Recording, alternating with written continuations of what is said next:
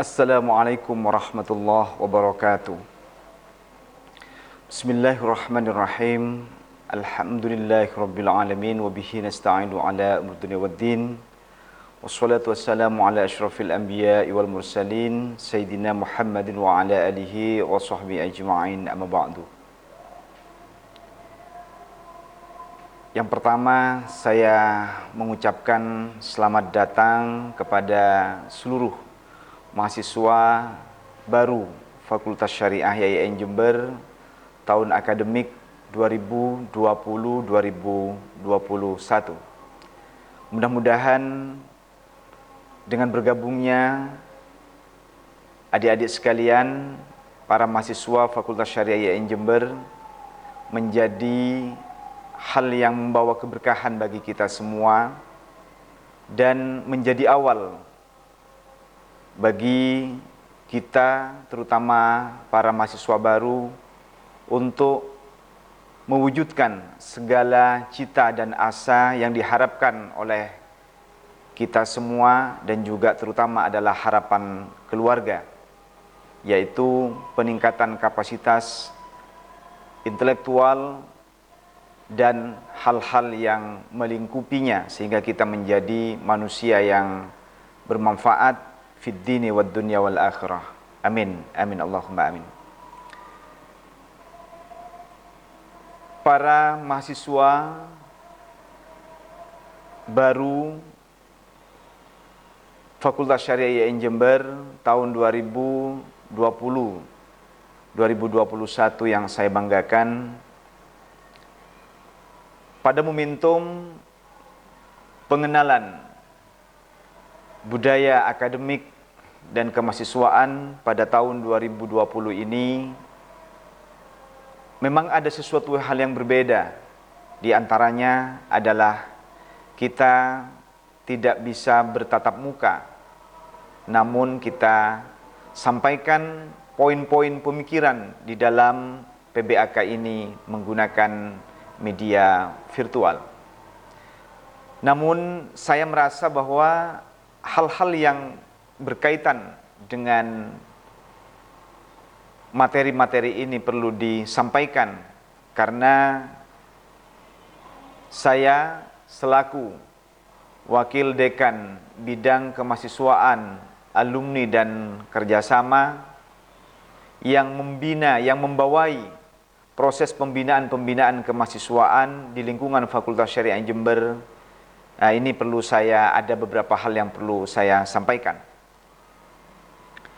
Para mahasiswa baru Fakultas Syariah yang berbahagia, yang pertama, bahwa penyelenggaraan pendidikan dan pembinaan kemahasiswaan di lingkungan Fakultas Syariah Jember adalah didasari oleh Undang-Undang Nomor 20 Tahun 2003 tentang Sistem Pendidikan Nasional. Kemudian yang kedua, yaitu tentang Peraturan Pemerintah PP Nomor 60 Tahun 99 tentang Pendidikan Tinggi. Dan yang selanjutnya adalah Peraturan Pemerintah Nomor 4 Tahun 2014 tentang Penyelenggaraan Pendidikan Tinggi dan Pengelolaan Perguruan Tinggi. Sedangkan yang keempat adalah Peraturan Presiden Nomor 83 Tahun 2015 tentang Kementerian Agama, karena Fakultas Syariah Jember itu berada di lingkungan di lingkungan Kementerian Agama. Dan yang kelima, dasar dari penyelenggaraan pembinaan kemahasiswaan itu ada pada Keputusan Direktur Jenderal Pendidikan Tinggi Islam, Keputusan Direktur Jenderal Pendidikan Islam Nomor 4961 Tahun 2016 tentang Pedoman Umum Organisasi Kemahasiswaan pada Perguruan Tinggi Keagamaan Islam. Ini adalah menjadi sebuah dasar bagi kita untuk menyelenggarakan kegiatan-kegiatan yang bersifat pemberdayaan di lingkungan Fakultas Syariah YIN Jember. Selanjutnya, para mahasiswa yang berbahagia, bahwa tujuan dari pembinaan kemahasiswaan di lingkungan Fakultas Syariah adalah mengacu juga kepada bagaimana proses pembinaan atau tujuan pembinaan dari perguruan tinggi keagamaan Islam secara umum yang berlaku di Indonesia. Yang pertama, tujuannya adalah mendorong mahasiswa menjadi anggota masyarakat yang memiliki kemampuan akademik dan atau profesional yang dapat menerapkan, mengembangkan, menciptakan ilmu pengetahuan, teknologi, dan atau kesenian yang bernuansa Islami. Yang kedua, tujuan yang kedua adalah mengembangkan dan menyebarluaskan ilmu pengetahuan, teknologi, dan atau seni, bakat, minat, serta mengupayakan penggunaannya untuk meningkatkan taraf hidup masyarakat dan memperkaya kebudayaan nasional yang bernuansa Islami dan berwawasan kebangsaan. Tentu untuk mewujudkan tujuan-tujuan ini, para mahasiswa ini membutuhkan sebuah proses yang sangat panjang yang melibatkan berbagai komponen sivitas akademika, mulai dari unsur pimpinan di lingkungan YAIN Jember, terutama Fakultas Syariah Jember, kemudian melibatkan unsur para tenaga edukatif, para unsur dosen, para unsur tenaga kependidikan, para juga termasuk di dalamnya adalah unsur kemahasiswaan.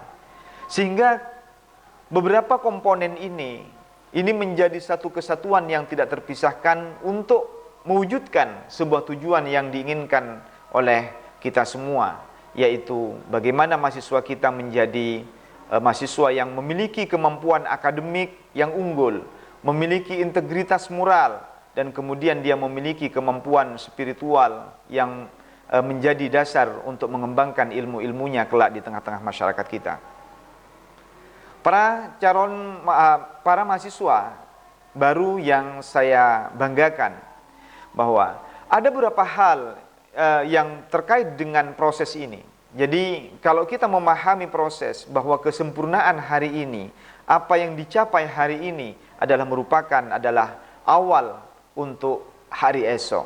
Sehingga kesempurnaan itu adalah proses untuk kita lakukan setiap tahapan-tahapan di dalam kehidupan kita. Termasuk diantaranya adalah kita berproses di dunia kemahasiswaan di Fakultas Syariah Jember. Salah satu konsep, kalau kita lihat, maka kemudian konsep itu di dalam proses pendidikan mahasiswa di lingkungan Fakultas Syariah Jember itu juga pertama bersifat kurikuler. Ada kurikulum yang telah disusun dengan baik, yang sudah kemudian disesuaikan dengan tuntutan kebutuhan masyarakat. Tuntutan kebutuhan di dalam mengarahkan mahasiswa untuk menjadi pribadi yang berintegritas. Kemudian juga salah satunya adalah bagaimana kurikulum ini juga bisa mengawal aspek keberhasilan, kompetensi, kemampuan yang dimiliki oleh mahasiswa sehingga dia mampu memiliki pengetahuan yang sesuai dengan bidang yang ditekuni selama masih mahasiswa. Itu masuk kategori kurikuler. Kemudian yang kedua, pembinaan kemahasiswaan itu juga ada yang kita kenal dengan adanya ekstra kurikuler. Artinya pembinaan yang dilakukan itu di luar kurikulum yang sudah ditentukan. Itu bisa berupa hal-hal yang bersifat soft skill. Bagaimana keterampilan kita di dalam hidup kita, keterampilan di dalam berkomunikasi, keterampilan di bidang leadership dan lain sebagainya. Kalau kurikulum atau kurikuler tadi dia adalah merupakan hard skill. Artinya bahwa kurikulum dapat mengantarkan seseorang dapat memiliki kompetensi. Jadi mahasiswa sekalian, kalau Anda ingin memiliki kompetensi di bidang itu, maka harus kuliah aktif. Karena kompetensi tidak bisa didapatkan oleh kita di luar kurikulum, karena kurikulum itu sudah diramu sedemikian rupa untuk untuk mahasiswa itu agar mendapatkan kompetensi. Salah satunya kompetensi, misalnya kompetensi mahasiswa di bidang hukum tata negara, kompetensi mahasiswa di bidang hukum pidana, kemudian kompetensi mahasiswa di bidang hukum ekonomi syariah, kompetensi mahasiswa di bidang hukum keluarga. Ini adalah bisa dicetak hanya dengan menggunakan kurikuler ini, pendekatan kurikulum yang sudah dirancang sedemikian rupa. Maka oleh karena itu, kuliah jangan malas, karena kuliah ini adalah instrumen kita untuk mendapatkan hard skill ini, yang mewujud kepada keahlian. Tanpa keahlian, kita akan sangat sulit untuk mewujudkan harapan-harapan kita, apalagi bersaing di tengah-tengah masyarakat kita. Kemudian yang kedua adalah ekstrakurikuler ini akan menuju kepada soft skill. Apa saja di antaranya? Ini berkembang di luar perkuliahan. Seperti seni, kita berkomunikasi, menguatkan bagaimana cara kita memimpin misalnya di organisasi-organisasi intra maupun ekstra. Ini adalah soft skill.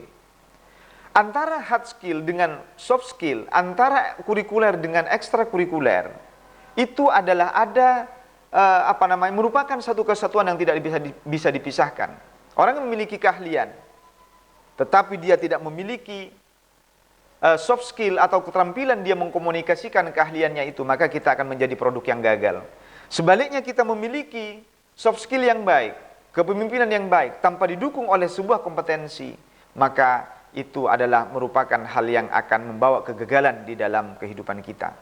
Maka oleh karena itu, para mahasiswa yang saya banggakan, bahwa antara kurikuler dengan ekstrakurikuler itu menjadi tujuan daripada Fakultas Syariah sebagai bagian daripada perguruan tinggi di PT KIN ini. Yaitu apa? Keduanya adalah untuk merumuskan bagaimana mutu kualitas lulusan Fakultas Syariah Jember. Misalnya, mereka memiliki mereka ada yang berprofesi menjadi hakim. Nah, di situ kemudian kita akan mengetahui bagaimana skill, hard skill dengan soft skill itu akan bermanfaat luar biasa. Mereka yang menjadi advokat, mereka yang menjadi konsultan hukum, mereka yang menjadi jaksa dan lain sebagainya, semua itu akan menjadi perpaduan antara soft skill dan hard skill. Yang keduanya itu harus dimiliki oleh mahasiswa. Para mahasiswa yang saya banggakan, yang selanjutnya adalah bagaimana kita kemudian melakukan proses pembelajaran di perguruan tinggi ini. Ini saya sebagai wakil dekan bidang kemahasiswaan. Tentu mahasiswa ini bagi kami adalah, saya yakin bahwa tidak ada manusia yang bodoh, tetapi yang ada adalah manusia atau kita yang tidak mendapatkan informasi yang lengkap tentang apa yang ada di sekitar kita. Saya sampai hari ini masih sangat yakin bahwa tidak ada orang bodoh itu. Tetapi ada yang memiliki keterbatasan di dalam mengakses informasi. Maka oleh karena itu, berbagai informasi yang harus kita lakukan, yang harus kita cerna, maka akan sangat luar biasa bagi kita semua. Maka oleh karena itu, bagaimana cara kita melakukan program? Maka kita harus punya program setiap semester. Mulai sejak PBAK, sampai kita lulus misalnya, itu ada program-programnya. Di antaranya misalnya, setelah PBAK kita akan melakukan adaptasi dengan lingkungan kita. Yang semula kita tidak tahu tentang tata cara membaca, kita mulai membaca. Kita mulai kemudian berdiskusi dengan tajam dan lain sebagainya. Kemudian pada poin yang kedua, yaitu pada semester 2 misalnya, kita konsentrasi penuh untuk mengikuti perkuliahan, karena ini mengarah kepada peningkatan kompetensi kita. Kemudian pada semester 3 misalnya, semester 3 kita menguatkan leadership kita, mulai kita masuk di dalam organisasi-organisasi kemahasiswaan, mulai kita masuk di dalam berbagai kegiatan-kegiatan yang menguatkan kepemimpinan kita. Dan kemudian pada semester 4 kita dicoba untuk melakukan belajar tentang pemecahan masalah dan lain sebagainya. Kita mulai mengamati untuk memecahkan, bahkan untuk memberikan solusi-solusi di tengah-tengah kehidupan kita. Kemudian pada semester 5 paling tidak kita bisa menguasai metode penelitian. Nah, metode penelitian yang begitu penting di dalam kegiatan akademik kita kuasai pada tahap-tahap semester 5. Kemudian semester 6 kita menguasai bidang-bidang inti kita. Kalau HTN, bagaimana dia mampu merumuskan peraturan perundang-undangan, dia paham terhadap aspek-aspek yang terkait dengan pembentukan peraturan perundang-undangan, misalnya seperti itu. Kalau HES misalnya, dia paham tentang hukum kontrak, dia paham tentang hukum perjanjian, bahkan kemudian bagaimana cara penyusunannya. Nah, ini menjadi penting. HK, bagaimana kemudian sangat paham terhadap kompetensi dalam bidang hukum keluarga, mulai dari aspek-aspek yang berkaitan dengan pernikahan, kemudian sampai kemudian masalah-masalah perceraian, bahkan sampai kemudian masalah-masalah waris. Semua itu adalah merupakan kompetensi atau bidang inti yang harus dikuasai oleh kita pada semester 6. Dan yang terakhir adalah kita akan masuk kepada tahap ketujuh, yaitu tahap praktek kerja. Jadi nanti akan didukung, praktek kerja ini akan didukung oleh laboratorium. Kita memiliki laboratorium falak kita punya, laboratorium peradilan kita punya, bahkan sekarang sudah ada laboratorium Mahkamah Konstitusi, ada laboratorium fikih misalnya, terutama fikih ibadah misalnya. Ini semua nanti akan mendukung terhadap bagaimana kita kerja di memiliki pengalaman praktek kerja. Dan yang terakhir adalah kita akan diwisuda dan akan memulai masuk kepada tahapan dunia nyata, yaitu dunia kerja, dunia kita tempat mengabdi kepada masyarakat kita. Maka setiap semester harus dilakukan dengan perencanaan yang baik agar kita bisa memperoleh hasil yang maksimal di dalam proses kita selama kita menjadi mahasiswa. Kemudian antara hard skill dengan soft skill tadi itu direncanakan baik di tingkat kegiatan akademik. Setiap semester secara teoritis kita banyak menguasai dan sebagainya, termasuk juga di kegiatan kemahasiswaan yang nanti ini bisa oleh teman-teman mahasiswa bisa mulai ikut kepada organisasi intra. Itu ada Republik Mahasiswa Fakultas Syariah Jember, kemudian kita memiliki RM di situ, Republik Mahasiswa Fakultas Syariah Jember, ada Dema Fakultas, ada Senat Mahasiswa Fakultas, ada Himpunan Mahasiswa Program Studi, HK, HPI, kemudian HES dan HTN. Kemudian di sisi lain juga kita memiliki komunitas peradilan semu, yang bagi mereka yang mau ke praktisi hukum misalnya, kita punya Kompas, komunitas pecinta astronomi Islam misalnya.